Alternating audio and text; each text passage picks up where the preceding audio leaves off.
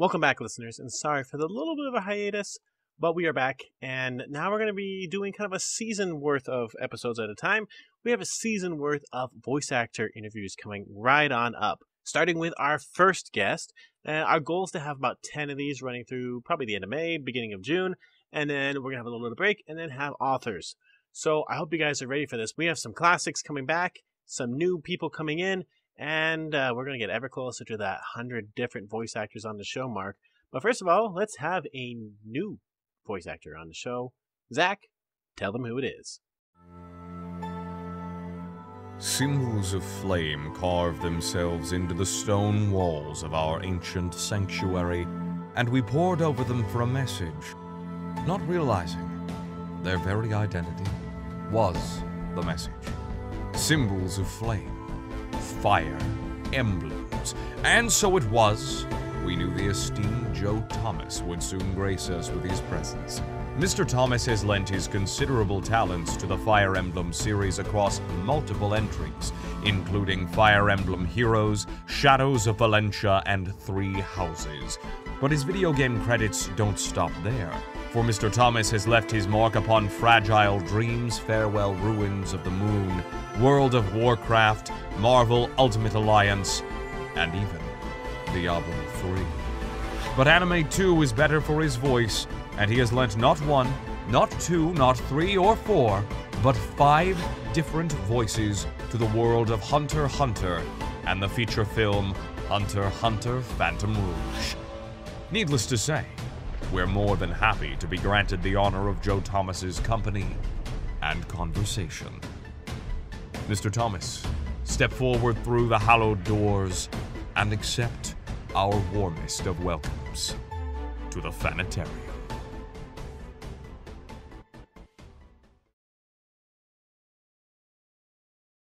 So with that intro from Zach, welcome to the show, Joe J. Thomas, as we'll officially call you from your SAG-AFTRA name.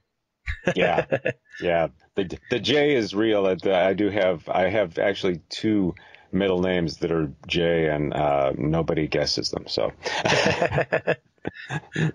well, it's an honor to have you on the show, and I have to say it's really exciting because I have to say this last probably 4 months, I have killed you on Diablo 3 probably 100 times because I was doing season 19, and one of the bits I have to kill you a lot.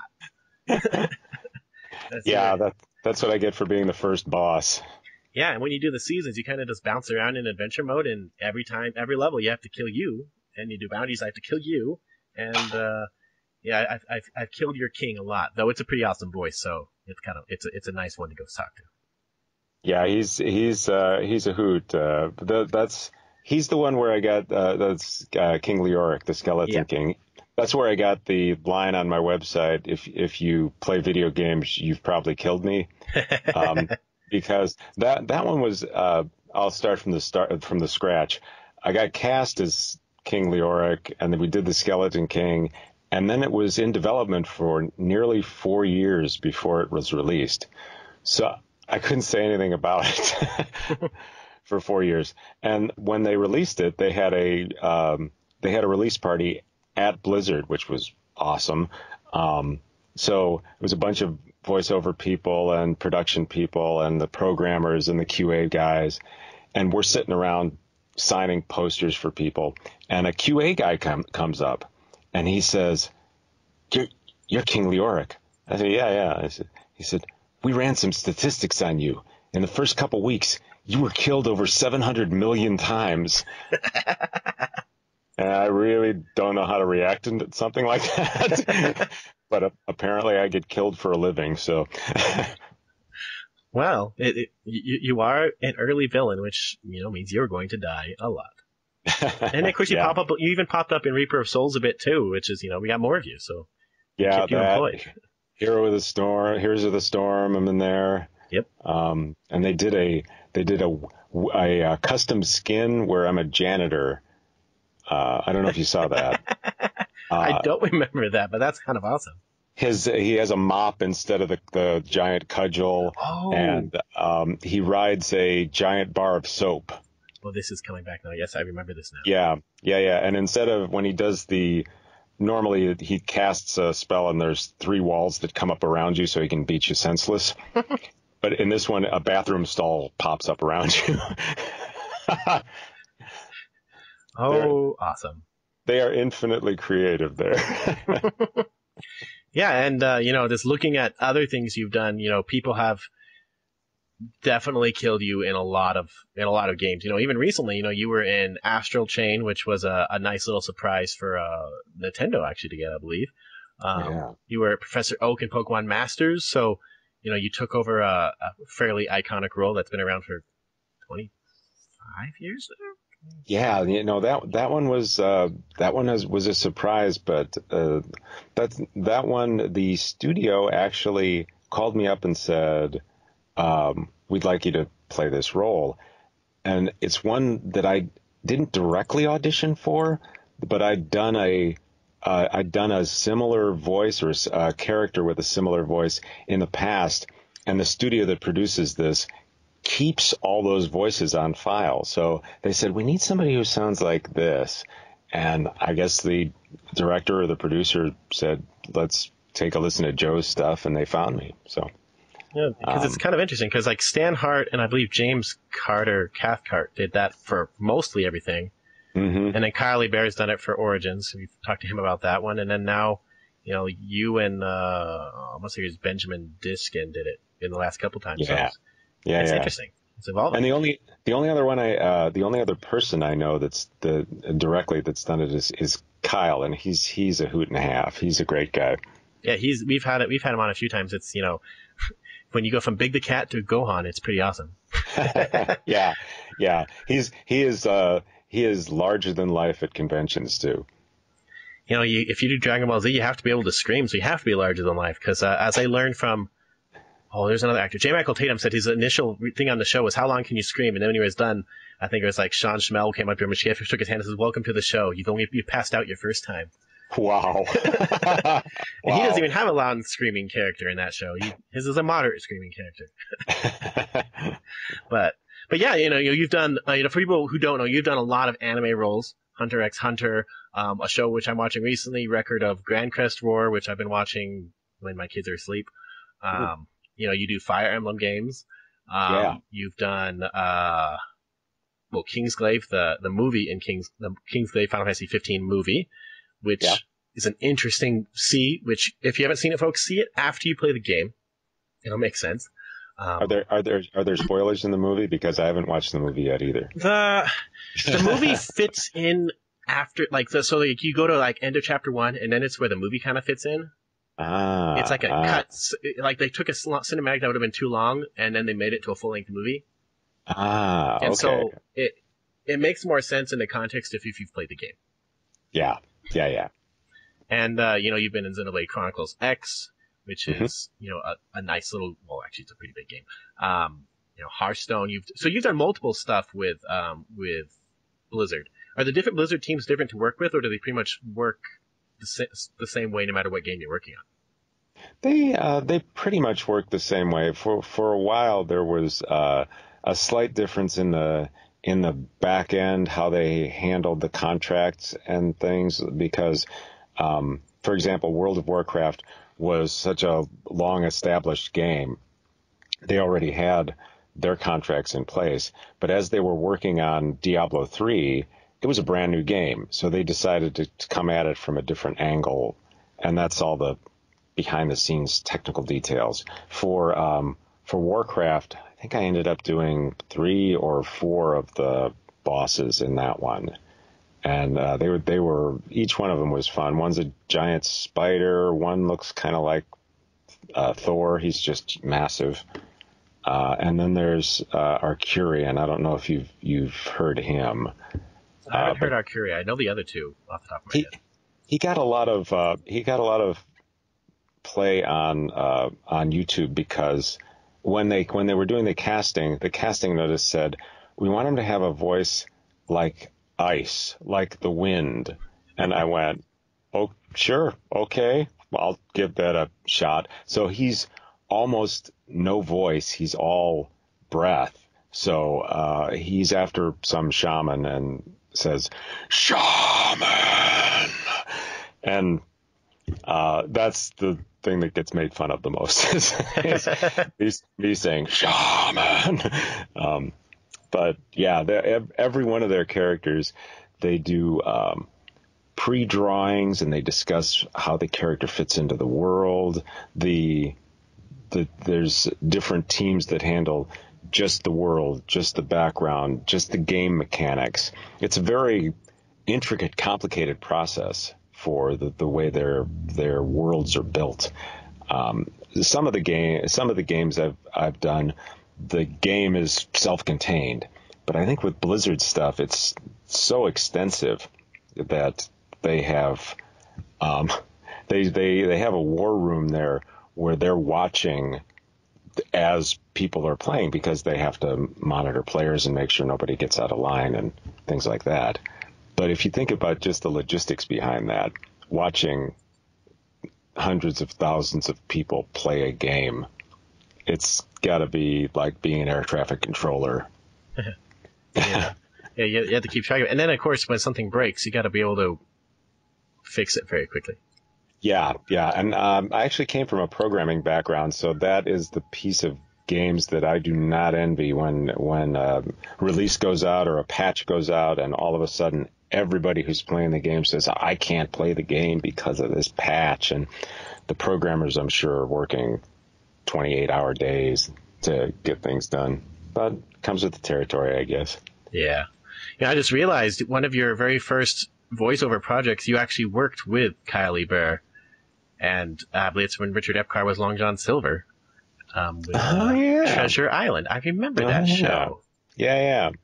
I don't usually go to many conventions, but when I end up going or talking to fans, the most interesting questions are, what's so and so like, or what's such and such like, and if I've run into them at the studio or we've auditioned together, we usually have conversations and I get to know them. And I mean, I've gotten to know people that I've never worked with just from being at studios.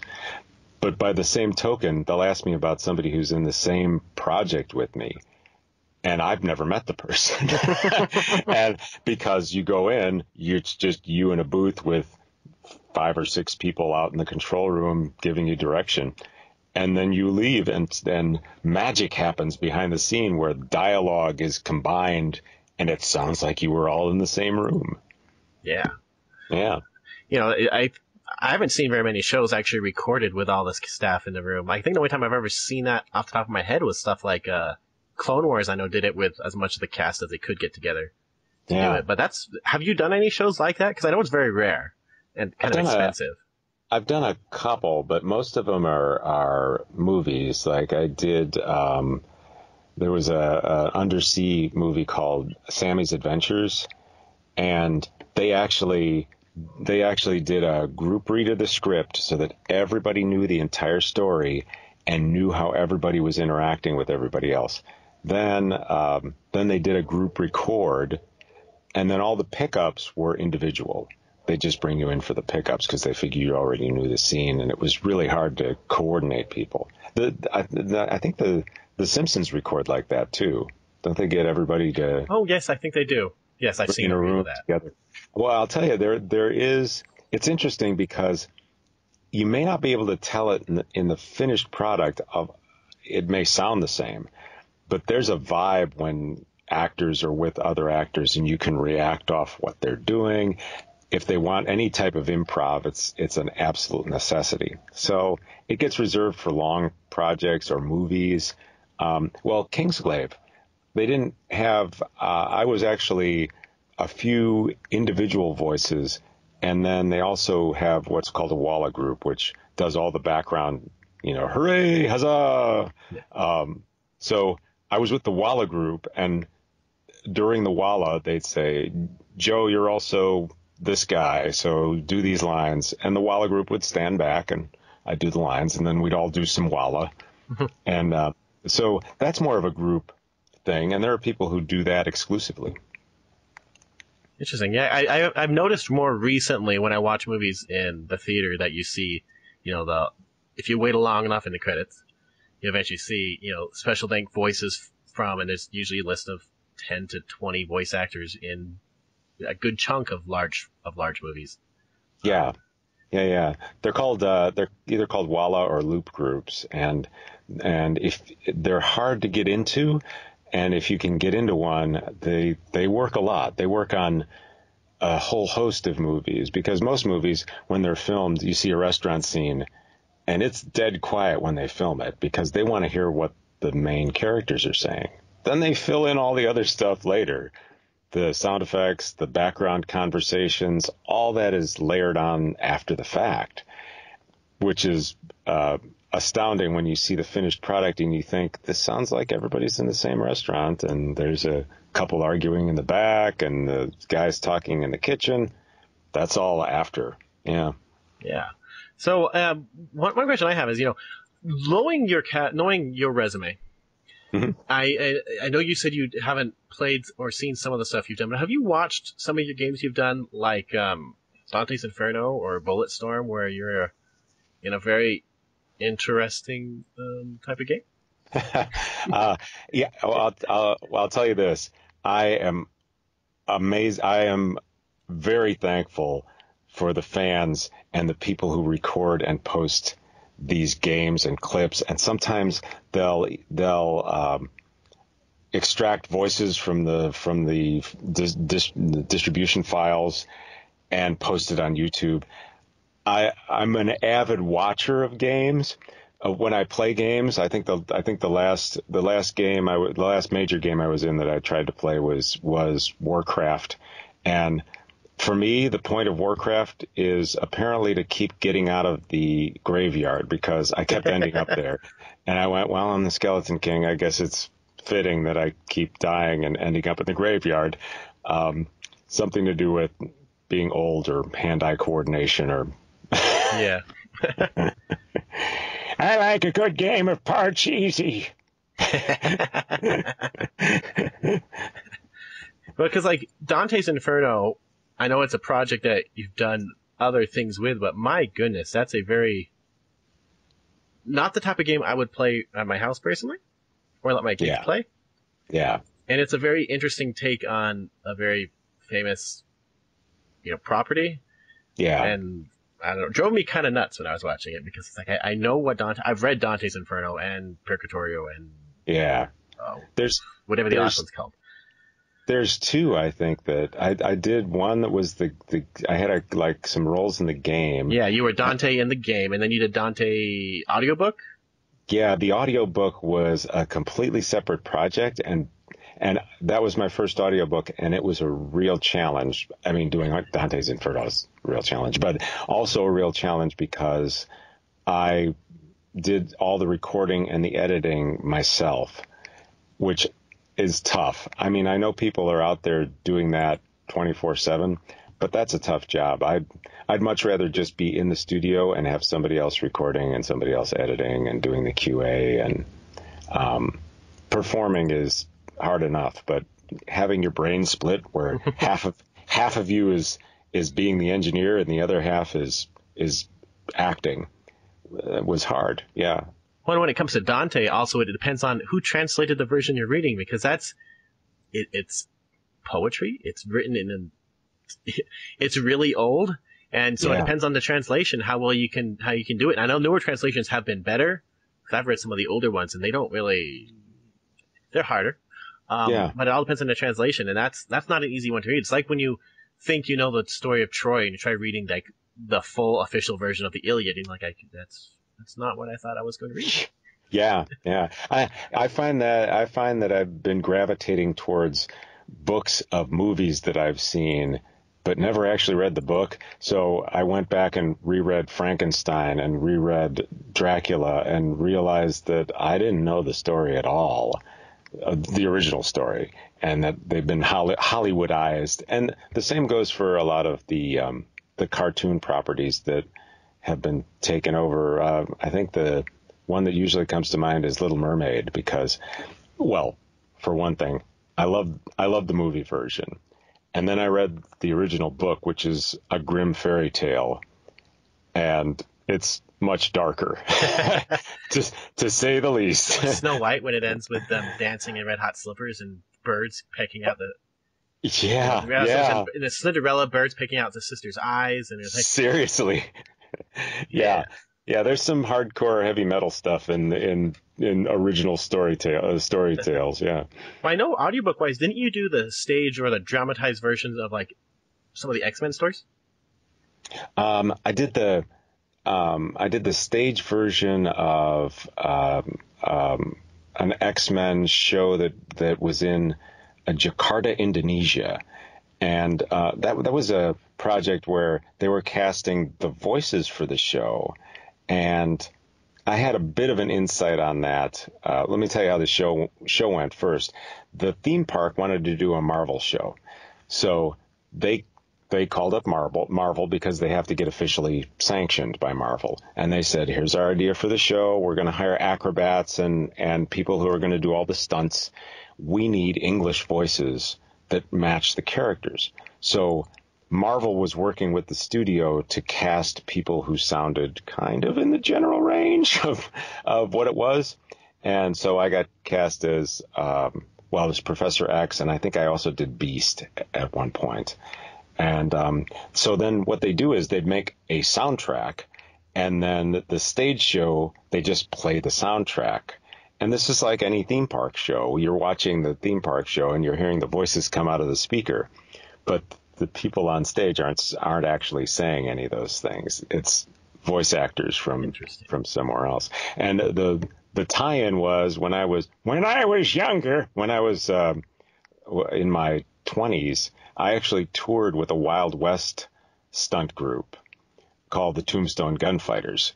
Nice. And all of our stuff was pre-recorded. We pre-recorded it, but then during the show, it was played on loudspeakers, and we did the show, and then the speakers were turned off, and people said, wow, you were really good. I could hear everything. I was like, no mics, no anything.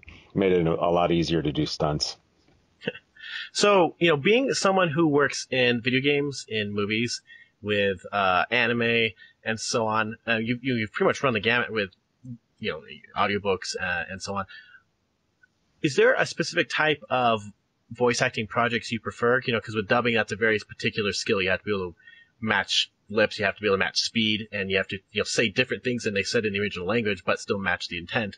While, of course, with video games, sometimes you have to do mocap, or you have to match, these words have to come out in a certain amount of time, versus, there's a bunch of different projects. Is there a particular type of voice acting that you prefer above all, or that you have changed, liking originally versus now?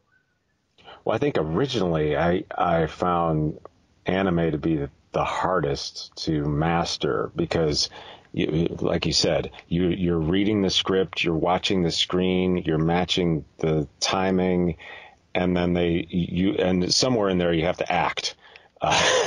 Which hopefully that doesn't get lost. That I think that's got the hardest job. So I think originally I didn't appreciate that as much as I do now. A lot of the credit goes to the people writing the scripts to match the mouth movements, and the directors who know the entire story. For people who haven't seen this goes for video games also. I show up, I don't know anything about the character or the what's going on in the story. The director will give me a quick brief. This is your character. Here's how he fits into the world. This is how the world works. And this is this scene. Then we'll do the scene, and it's cold. So cold as in I don't get rehearsals or you're reading off the page. You are the character. You become that. So a lot of the background story and information all comes from the director and how prepared they are. It's an astounding job that they do. But I'd say overall, enjoyment-wise, I like animation probably first, then video games, and then probably dubbing is a close third in there. Yeah, I've been told by a lot of people who do dubbing that if you just do dubbing, you pretty much have to do multiple jobs or multiple roles from like the script people or the directing, because dubbing is one of the hardest ones as far as like voice actor pay goes. Mm-hmm. It's paid differently, and and I remember I've done this long enough before the strike happened and all that. I remember who was it? Nimoy, I think, was telling me how like that contract was set in the 90s and it hasn't been really changed much since, and that's one of the ones that has to be changed the most, just because it's paid weirdly. It's the anime dubbing has been changing, and it really they can only do so much because there is a demand for dubs, but I don't think it's quite as high as video games. There's a massive demand for, and it's a supply and demand issue as far as how much they can afford to pay everyone to do a production. Otherwise, it wouldn't be worth. They'd never even enter the studio because they'd look at the price tag and say, "We're never going to make this back." So, but yeah, you're right. I think probably the best pay would be union animation or union movies would be the top of the pay scale. Then probably union video games, and then surprisingly, union versus non-union on anime is dangerously close. Sometimes non-union pays a little more. Sometimes union pays a little more. And of course, union also puts a little bit in your coffer for health and retirement. Yeah. Which I don't see, but it's building up over the years. You had to live in Texas for a lot of the Funimation money. Yeah, and I know people who live in LA who still work with Funimation, and I don't know if they're working remotely or if they fly out to Texas occasionally and just do a bunch of voice work. The ones that I know are ones that have done it long enough that it's like, yeah, you're pretty much like a god in the industry. We'll just, use you. Yeah. But it's kind of weird how Texas has become a kind of a second hub of voice acting because of Funimation, because of, some game studios are there, and a nice little hub of Texas. I actually lived in the Dallas-Fort Worth area for about 10 years, but this was before I got into voice acting. Otherwise, maybe I would have been one of the anime guys at Funimation. So, one of the things that you talk about on your website is how the business side of things and how business, budgets and so on, how that sort of stuff works. Because you have experience in the business side. So when it comes to voice acting, a lot of the people who listen have aspirations to become voice actors. And they get told repeatedly, most of the money is in commercials. Yeah. Or start in audiobooks because that's, where you can build. And you get practice and so on. So in the business side of things, if someone was trying to start and they live in the right area, which is big, and they know the right people, like just from a business standpoint, like what would you recommend someone to do as a step-by-step time of goal? Like, would you recommend them to try to get union quickly? If so, what's the quickest way to get that direction? Because, a lot of people don't know really how to get in, or they start in on some of these like Fiverr type roles, or Cameo, I wouldn't recommend. Yeah. Well, I'll start out with the advice that I got early on from another voiceover guy, J.S. Gilbert. I don't know if you talked to him. He does tons of work to video games, and but I asked him, and he said, "Study welding. It pays better." His point being, there's more of a there's more demand for welders than for voiceover. There's tons of voiceover people, so. Because there are so many people who want to do voiceover, because the supply is so huge and the demand is smaller, that means you have to stand out. And so there's two sides to being prepared. And my usual advice is, first things first, get your foundation, which for me was theater, improv, and singing. And those are things that you can do pretty much anywhere in the country. There's community theater groups you can get with. There are improv troupes. There are choirs that you can join. And the reason those three are important, especially for something like anime dubbing, is theater will give you solid characters and a knowledge of how to build them. It also gives you live direction and the learning how to take direction. Because if you walk in and you do something and they direct you and you can't change, you're not going to get hired again. Improv gives you the ability to think on your feet, which for anime, like you said, you come in and they might want you to do 3 or 4 or 8 characters. And You have to be able to turn on a dime and just be able to pick up and run with it. That's a very improv mindset. And then singing, because it gives you more knowledge of your instrument, breath control, tone, voice placement. That'll help you build a more diverse range of characters. That's my foundation. And I know everybody comes at it from a different angle, but you do need some kind of acting foundation. Plus, you need a good business sense. The old phrase, don't quit your day job, that applies into voice acting in a lot of ways. You should probably keep your day job until you start booking regularly, maybe until you get an agent and you're making enough where you say, okay, now I'm making enough in acting that it's questionable. Would I make more if I could audition more during the day or if I had more free time? When you get to that point, that's maybe a good spot to see what your savings are and flip over. For me, I did computer work during the day and theater acting at night. I wasn't planning on becoming an actor, but I got laid off from my day job at some massive computer company, which will remain nameless. And my wife said, you should try acting for your job. I said, oh, cool, but not on camera. Okay. Her point being, my voice had a lot more versatility than my image.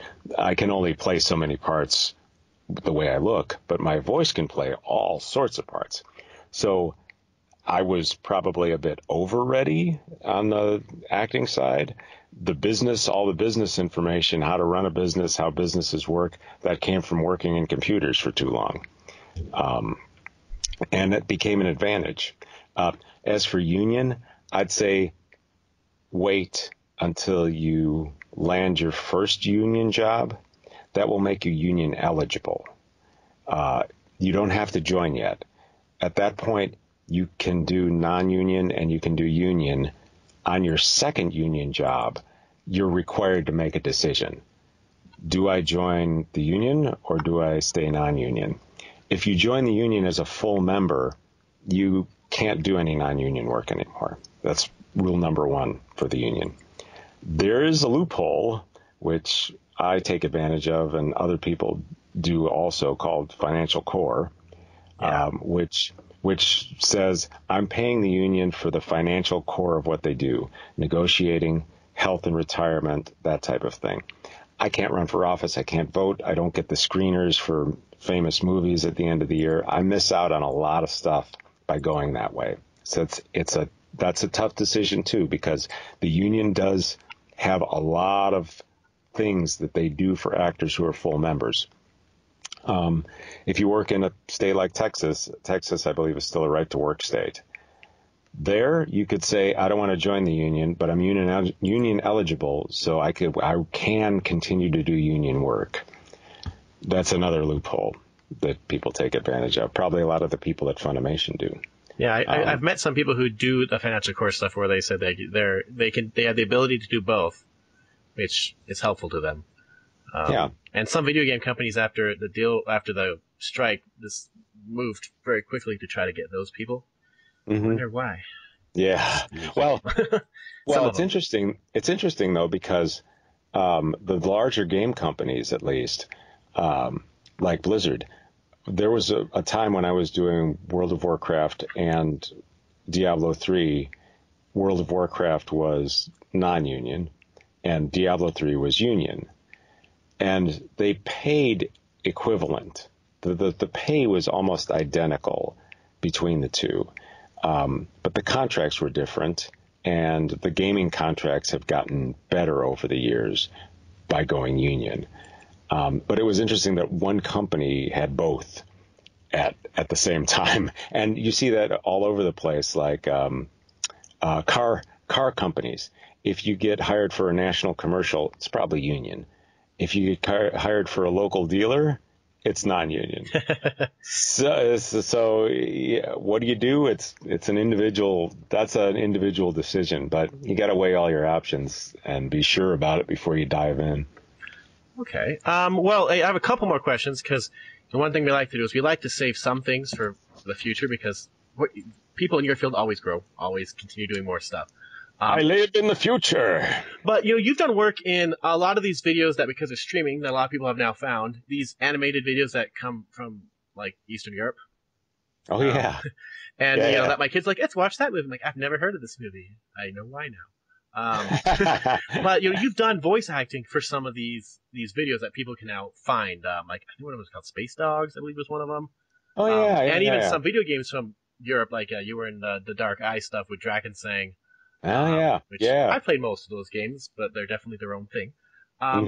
So what's it like? So I'm assuming when they do those ones, they make them in Eastern Europe, and then they just say, we need English dubbing, and they hire English actors to do it, or do they initially do it in English? It depends on the production. For example, the Sammy's Adventure movies were dubbed in multiple languages, but the master language was English. So they actually did the English version first for that. That was more of a planning thing. Okay. For live action movies, a lot of times they're filmed in whatever country is making the movie. So I've done ones out of China, South Korea, South Africa, Germany, I think. And basically the studios are looking at the property and they say, this did well in its home country. It's a good story. And then they approach a studio. Often the same studios that do the anime dubbing do live action film dubbing. And then they'll call me in, and the pricing's about the same as anime dubbing for doing foreign films. Since it's not animated and it's live people, sometimes the mouth movements are much harder to match. Especially Chinese ones. I've seen those. Yeah. It's like, I'm sorry, your mouth is never going to match Jet Li's mouth. Yeah. Or on depending on the language, I'm slowly learning Spanish. So, but if we're doing, for example, a film from Spain, a lot of the words end in O or A or E. They end in a vowel. So when you dub a foreign film, their mouth movements might end in a vowel. And when you're writing the script, you're trying to do mouth matching. In English, a lot of our words end in consonants.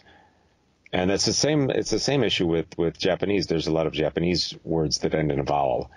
And so sometimes we're struggling for 5 minutes on one or two lines, just trying to get the mouth to match correctly, which I know it's not the stereotypical idea of watching anime. Usually you think the mouth is completely off from where the dub is, but the newer dubs, they really do make a Herculean effort to get it as close as possible. The real fun is to watch the subtitles with the dub. Yeah. They're not even close. Yeah. I've been watching just subtitled movies, and I read the subtitle, and then if I can understand enough of what they're saying, I go, he's not actually saying that. Yeah. So with some of the ones that you've dubbed, have you ever done it where the budget was low enough where they just said, just do it, and they weren't actually so picky about it? They just had you just do the lines and didn't care about the mouth matching, or were less picky about it? Because I know, some, if you're doing, for example, Funimation, they're more picky about the acting because they have a certain quality to maintain. But some of these other ones, just throw it out there. I think early on, but in the past, I'd say decade or so, the studios have been turning away projects where the budget isn't sufficient to allow them to make a quality product, which is really good. And because of that, some of the studios that I've worked with have just kept growing. One in particular has 3 or 4 locations now. So every time they cast me for something, I have to ask them which address am I supposed to show up at, because they have that much work, and each location has 2, 3, 4 studios in it that can record simultaneously. But I know that one in particular, and some of the others, they'll turn down projects if the person says, this is my budget, and it's not sufficient to do a quality job. Nice. Yeah. One thing I found interesting was I was looking through the projects you've done, and I was looking at awards, And I was like, going through all these ones, which I have played a lot of games, and a lot of them have amazing, dubs. Like, for example, I love all the voice work in Diablo 3. Tales of Vesperia has excellent voice work. Even Smite and Star Trek Online and so on. But I was like, oh, which one? It says nominated for one award, and I click it, and it says Puyo Puyo Tetris. Not the one I thought would be nominated for an award. Yeah. Puyo Puyo, it was a cast award or a group ensemble voice award. Yeah. That one got nominated. The other one was there was a now I'm gonna draw a blank on Mirai, Mirai, which is one of my more recent dub movies. That actually got nominated for an Academy Award for best animated. I think it was best animated foreign film or best animated directing. That doesn't show up because I wasn't nominated personally, but the film was, which is astounding. You can see a trajectory where the appreciation for foreign films seems to be going up, at least from my perspective, among the viewing public. I don't know that it'll ever reach the same level as American films, but it was encouraging that a foreign director won on the best director and best film this time. Yeah. That was really encouraging because there was the last film that I watched that was surprising. Pain and Glory, which is out of Spain. Is that the Antonio Banderas one? Yeah. Okay. Yeah. Really surprised me. Well, I mean, I think his performance really surprised me, one. And it surprised me how much I liked the film because it is a much slower paced film than we're used to.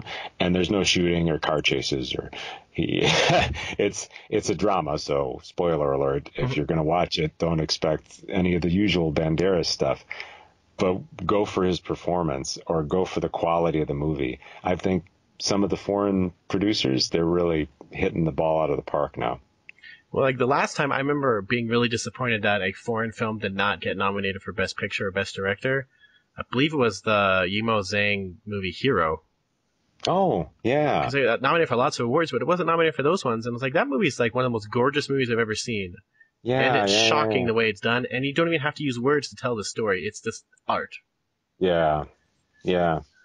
But okay, so looking at some more of your stuff, you've worked in so many different areas. But one thing that stands out, you talk about how you don't do a lot of on-camera stuff.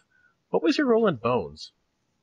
Oh, in Bones, I was a computer voice for a driver training program.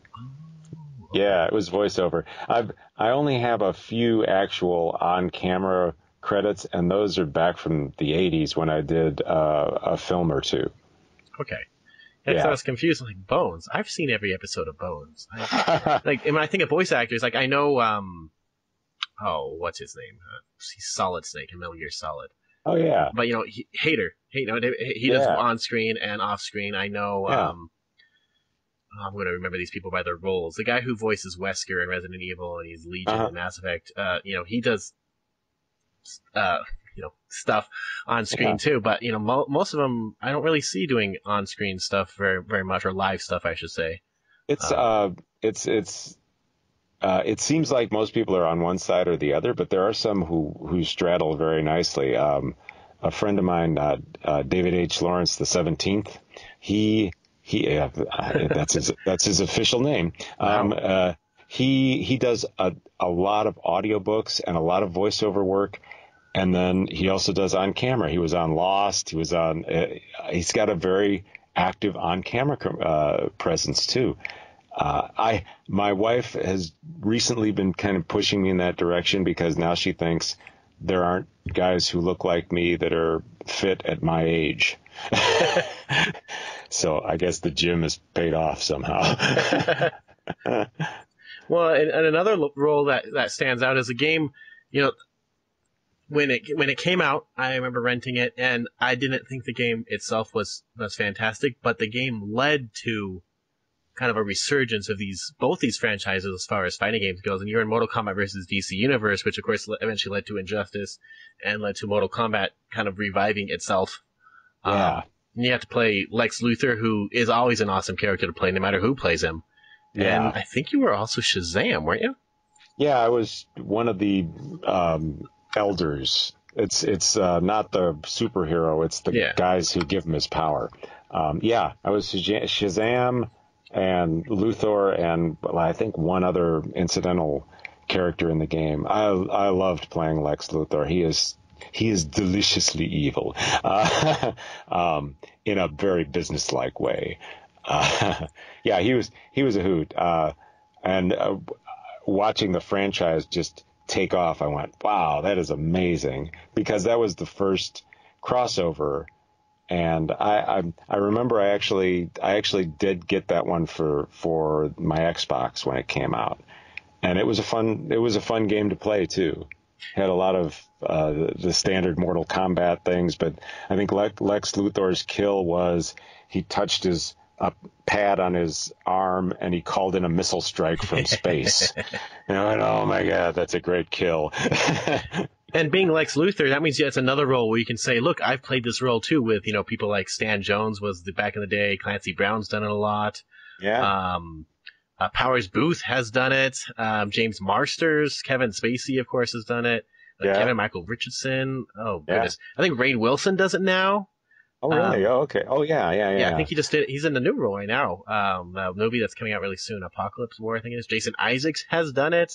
Yeah. Fred Tatasciore even done it, and I think of him as the Hulk. I don't see him as Lex Luthor. Oh, he is the Hulk. I've watched some of his sessions online. He's awesome as the Hulk. Actually, the most surprising one for who's done Lex Luthor, because he is not the voice I think of for Lex Luthor, is John DiMaggio. Oh yeah, he's done Lex Luthor too, and Steve Blum, and it's one of those. James Woods has even done it.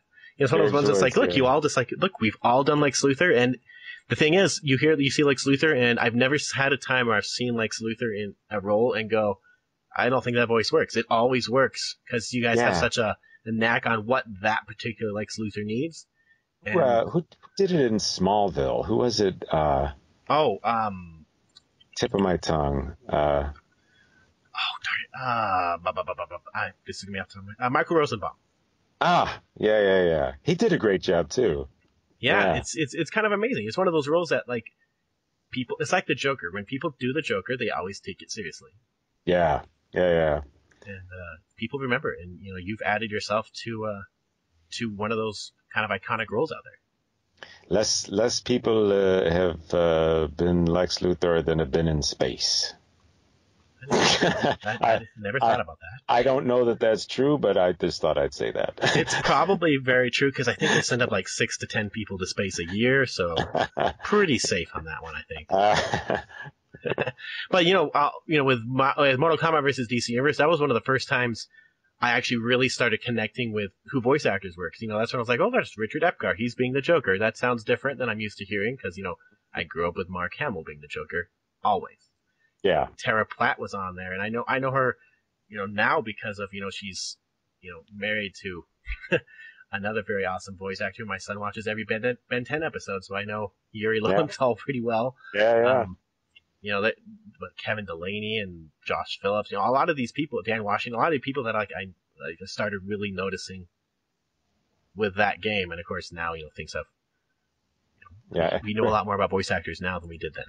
Richard Epcar does an awesome job as the Joker. I love his Joker. I probably love Hamill's best of all of them, if I'm going to look at all of them. But Epcar is stellar. Plus, he's a nice guy. Okay, so quick story about Marvel versus DCU. The guy who plays Superman, I run into him at the studios all the time, and so he'll say, "You twisted evil maniac," and then I'll shake his hand and give him a hug. So awesome. He's my arch nemesis friend.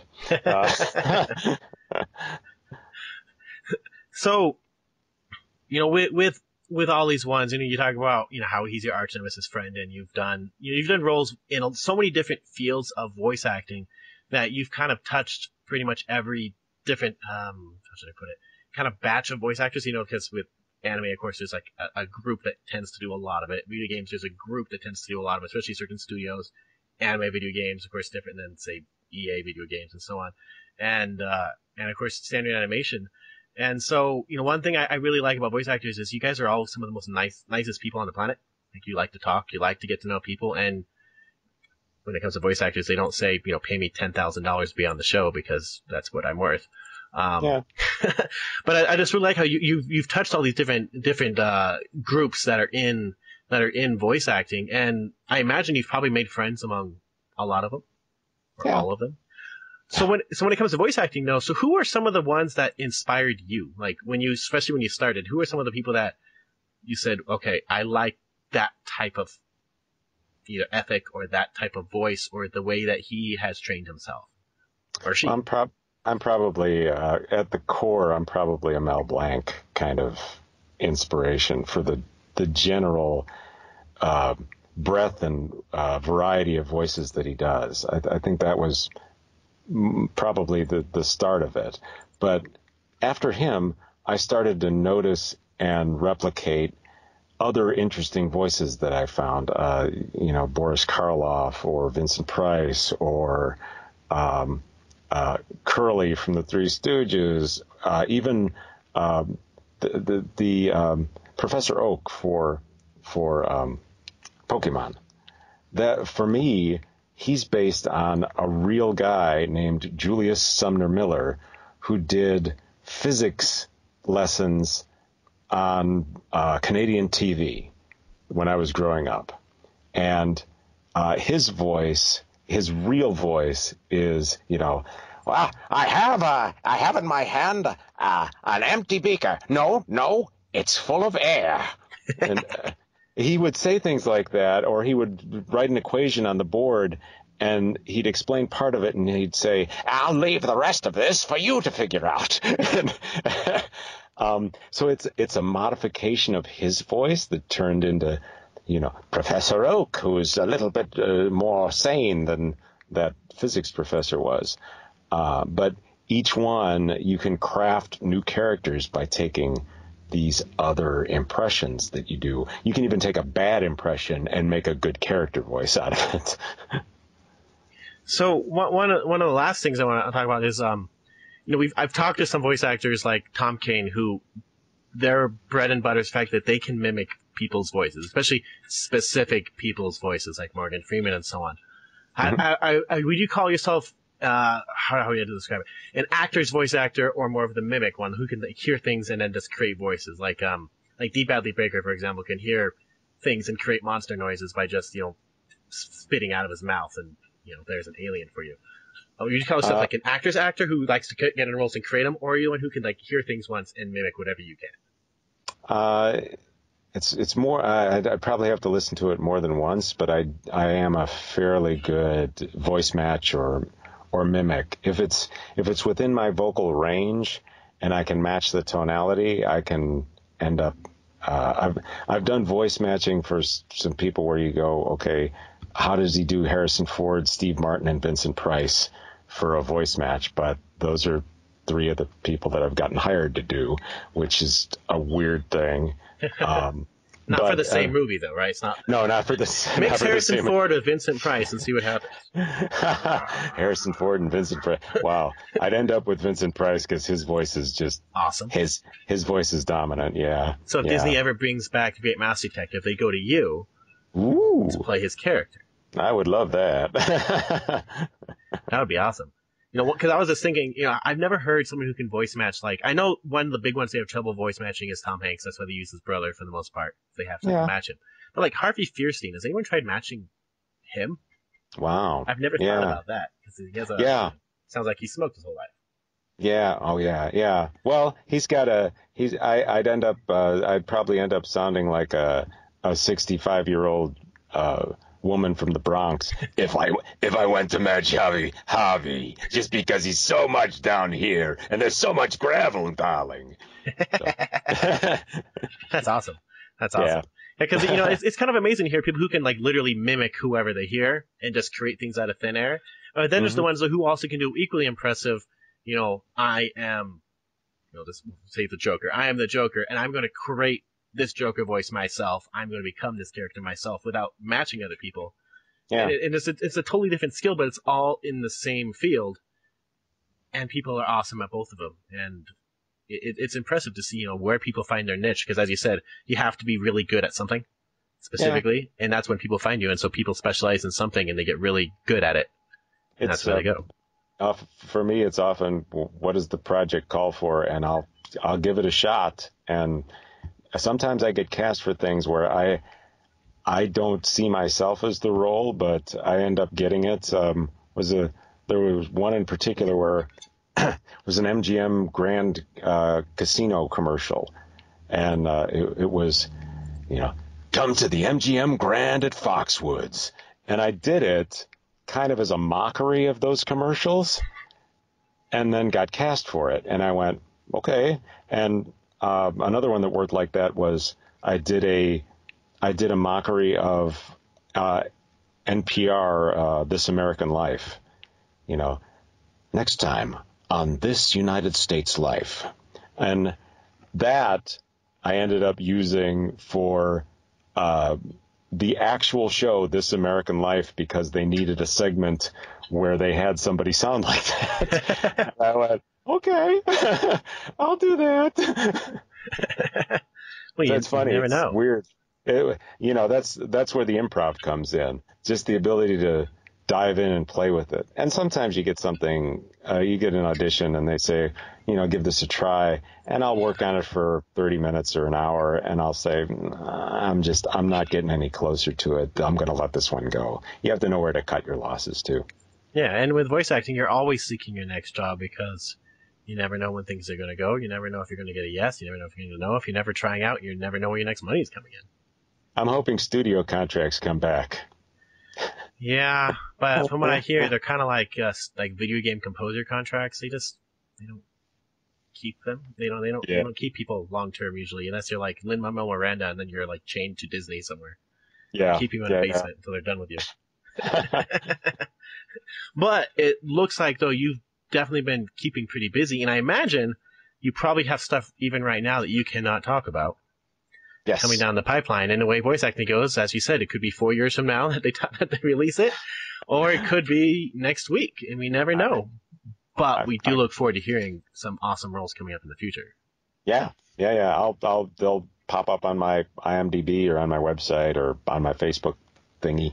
And with your work with Blizzard, being that you worked a lot with World of Warcraft, you worked with Heroes of the Storm and Diablo 3. They're working on a couple of little games right now that I may or may not assume that you might be in. One might be mobile that people complained about, and one might be a giant sequel to a game you're already in. Who knows? But they tend to like to use people over and over. Yeah. And I'll look forward to looking at the cast list. Yeah. Once the cast list comes out, I can talk about it. And one role I've been told by people who are in these games that it's really fun to actually be in them is you were in one of the Dead or Alive games. Oh yeah. I think it was a 3DS one. Yeah. But for everyone I've ever been told who's in these games, despite what people think of the kind of the politics of the games, because they push buttons on purpose and jiggle things on purpose. But I've been told voicing in some of these games is just awesome because it's so over the top. You can just have fun with it, and just they know it's over the top, and they let you be over the top the whole time.